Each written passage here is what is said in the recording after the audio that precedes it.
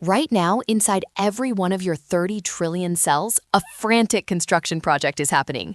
Thousands of tiny messengers called mRNA are delivering blueprints to build the proteins that keep you alive. But once the protein is built, that mRNA doesn't just vanish. It has to be dealt with, or the cell would quickly become a cluttered mess of old instructions. For decades, we thought the cell simply trashed these old strands. We viewed the leftovers as biological waste, nothing more than scrap metal from the manufacturing process. But biology is rarely that wasteful. It turns out the cell runs a recycling program so efficient it would put any modern city to shame. Specialized enzymes act as molecular shredders, meticulously breaking down the long mRNA chains into smaller and smaller pieces. It's a precise mechanical deconstruction. Most researchers expected these pieces to be broken down into their individual building blocks immediately, but they found something strange. The process often stops just before the end. Scientists discovered a massive population of RNA fragments that are exactly 1 to 3 bases long. These aren't just random scraps. They are specific, intentional products. Imagine a skyscraper being demolished, but instead of turning it into dust, the wrecking crew carefully saves every single bolt. That's the level of precision we're seeing here. These shards are the smallest units of genetic information, and for a long time, we had no idea why the cell was keeping so many of them around. The mystery deepened when researchers realized these fragments weren't just sitting in storage. They were actively moving towards specific sensors in the cell's immune system. These sensors, known as TLR7 and TLR8, are the cell's early warning system.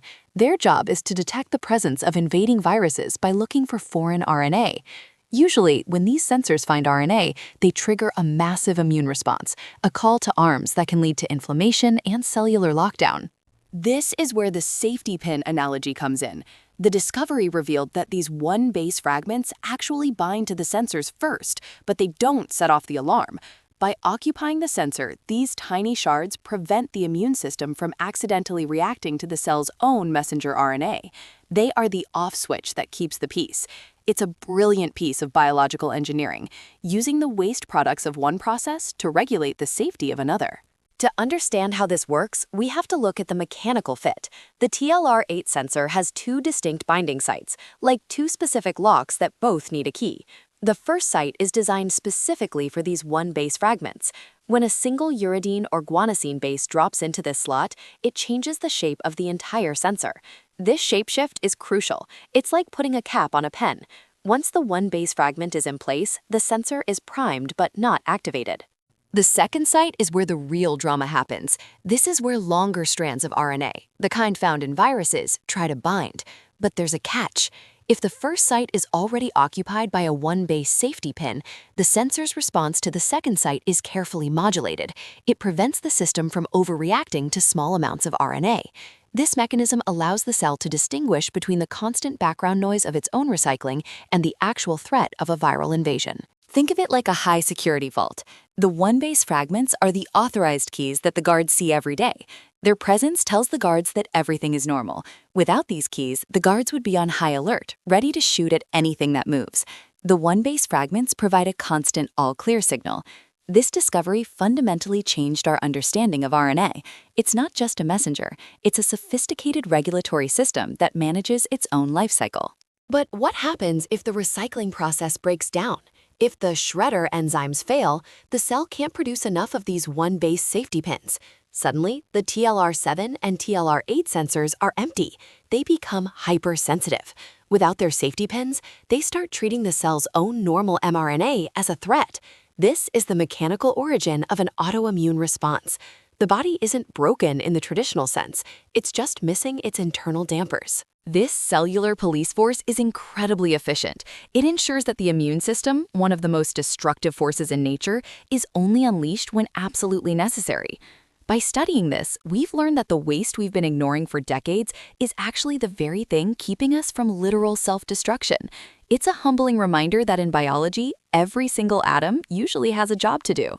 This discovery has massive implications for diseases like lupus. In many lupus patients, the immune system attacks the body's own DNA and RNA, causing widespread inflammation. We now know that in some cases, this happens because the recycling of RNA is sluggish. There aren't enough one-base safety pins to keep the TLR sensors quiet. By identifying this specific mechanical failure, we've opened up a whole new way to think about treating autoimmune conditions. Instead of just suppressing the entire immune system, which leaves patients vulnerable to infections, we might be able to simply replace the safety pins. This is the shift from blunt force medicine to precision engineering. We're learning to speak the cell's own language of regulation. It's about restoring the natural balance that the body already knows how to maintain. This discovery also changes how we view the dark matter of the genome. For years, we focused only on the big genes that code for proteins, but the one-base RNA story shows that the breakdown products, the stuff we used to throw away in the lab, are just as important as the blueprints themselves. The cellular economy is a zero-waste system. Every fragment of mRNA is a potential signal, a potential guard, or a potential safety pin.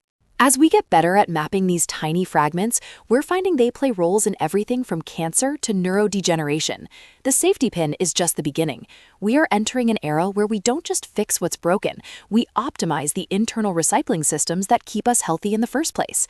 The engineering of the human body is more recursive and clever than we ever dared to imagine. Next time you think about your body, don't just think of it as a collection of organs. Think of it as a trillion-strong city, where even the trash is part of the police force. It's a world of microscopic safety pins, keeping the peace one single base at a time. And we're only just starting to read the manual. The deeper we look, the more we find that the smallest things are often the ones holding everything together.